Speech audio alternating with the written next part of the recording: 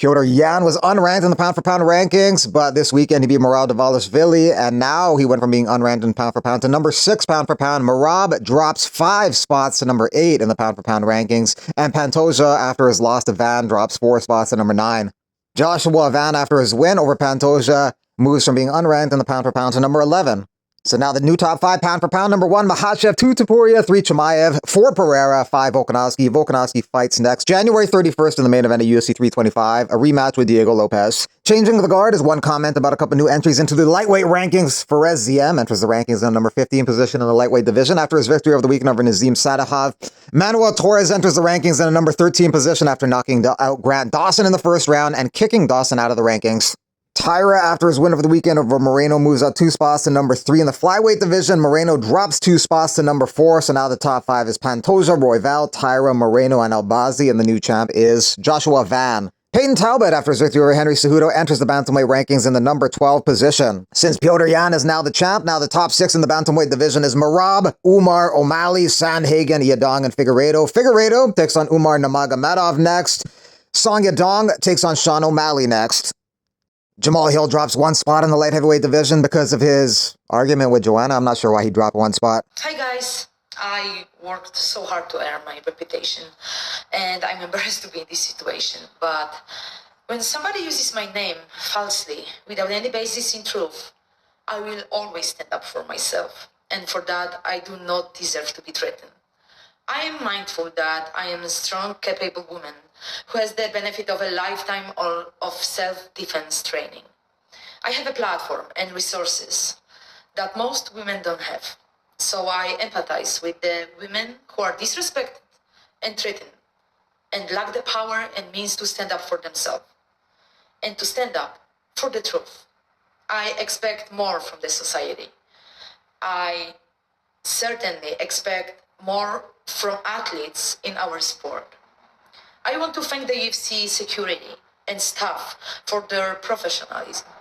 I consider this matter closed, and I wish everyone a happy and healthy holiday season. Logan Paul says Dylan Danis is going to sue Madison Square Garden. He was jumped at Madison Square Garden, UFC 322. That might be a hard lawsuit to win. He'd probably have a stronger case suing the individuals who attacked him, like Chanko, Omari Akhmadev, and Abu Bakar Nurmagomedov. A real concussion. He is preparing to sue Madison Square Garden and the UFC. Oh, he's going to sue them? Mm-hmm. His argument will be that when he went to Madison Square Garden, he didn't expect to get jumped by 10 guys. He's going to be able to claim damages if he has a real concussion. So maybe that's why he's not fighting Anthony Taylor later this month, December 20th. That fight is off. Joshua Van wants to defend his belt 3 times next year. He wants to defend in Houston, not Japan, if he fights Tyra, but the Houston card is going to be headlined by Sean Strickland versus Anthony Hernandez. Merab says Yan was the better man, and I congratulate him and his team. Don't get too comfortable. I hope he'll get a rematch as soon as possible. Thanks again, everyone, and I see you soon. Boy.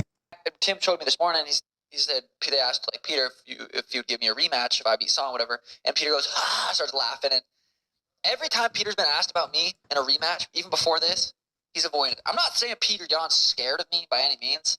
He's dead. But why? He says I'm not deserving or I'm not good enough or whatever.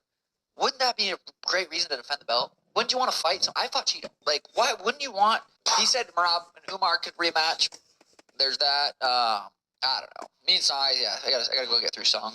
No easy task. How can all the judges give Merab round 1 when Yan rocked his ass, messed up his nose? Hill finally has a winnable fight with Joanna. Is it me or the fight was actually 5-0 Yan? Some people had it that way. Joanna with decision Hill, let's be real. Who's gonna stop me from giving my all? No way. Pull on my heartstrings and answer the call. Okay. Merab Dvalishvili was saying that he was trying to do an entertaining fight with Petr Yan and not make it a wrestling or boring fight and just go toe-to-toe with him, but it's inaccurate in terms of how many takedowns he went for. He went for 29 takedowns in the fight.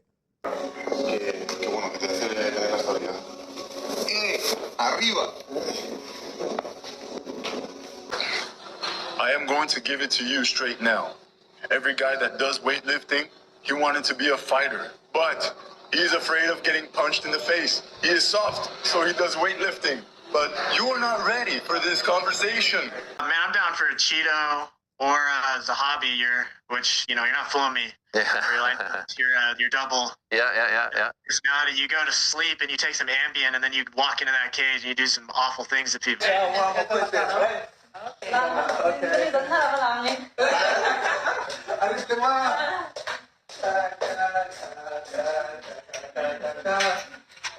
Okay, break to it. To the keep each other, baby. To any alima. Champion, Taro Machibare. Yeah. Young Jaswano. Gabe. I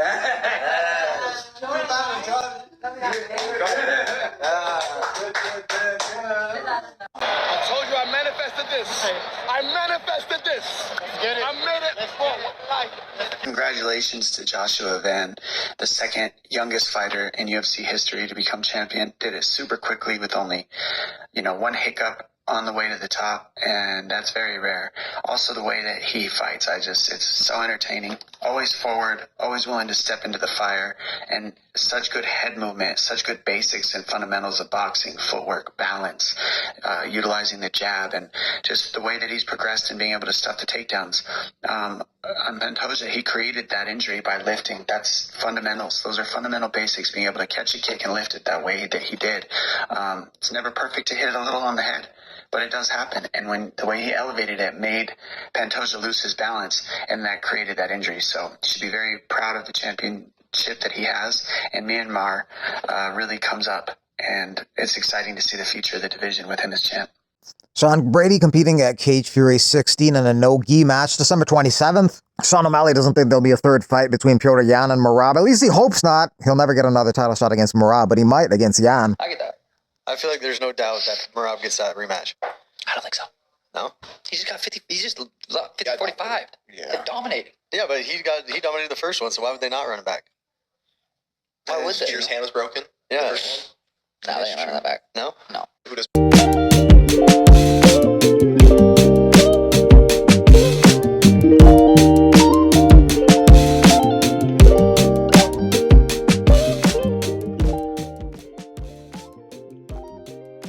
Been hearing more and more that Fight Pass will head towards an eventual shutdown. Nothing drastic, not renewing deals, shop the library around, not signing new promotions. Platform will shut down in Brazil December 31st. I would expect the rest of Latin America in 2026.